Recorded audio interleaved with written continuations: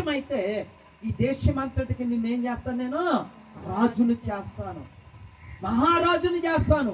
ఈ ఐగుప్తు దేశం అంతటికి నీవే పరిపాలకుడివిగా, పాలకుడివిగా, అధికారివిగా, న్యాయాధిపతిగా, చక్రవర్తిగా. ఈ ధనాగారం అంతటి మీద కాదు, ఇంటి మీద కాదు, దేశం మీద ఉన్న ప్రజల మీద, సకల రాజ్యాల మీద అధికారం నేను ఇప్పిస్తాను.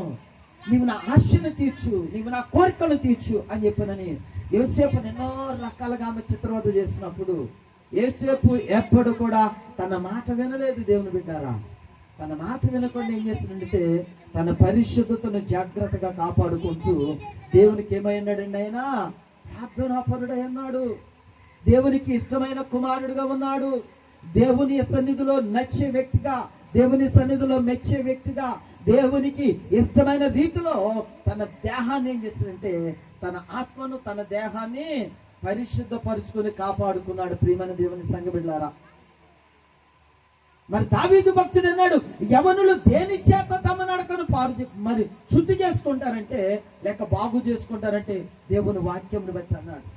ఈ యవనస్తుడైనటువంటి యోసేపు తను చేయకూడనటువంటి అవకాశము తనకు అవకాశముగా వచ్చిన, తను ఆ పాపపు ఆలోచనలు తలంపులు తనకు రాకూడని వారు మరి తన ఆలోచనలకు రెప్పించిన, కానీ తన తండ్రి భక్తిలో విశ్వాసపు వీరుడిగా, ప్రార్థనా పరుడిగా తన దేహాన్ని ఏం చేశాడు, ఆయన కాపాడుకున్నాడు. కనుక ఒక మంచి యవనస్తుడిగా ఈనాటి కాలంలో మనకి మార్గదర్శకుడుగా దేవుని బిడ్డలారా యోసేపు కనబడుతున్నాడు.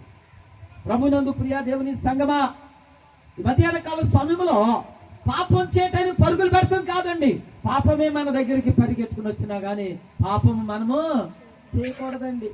పాపము మన దగ్గరకు వస్తుంది వేగవంతముగా, మన కళ్ళ ముందుకు వస్తుంది, మన ఇంట్లోకి వస్తుంది, మన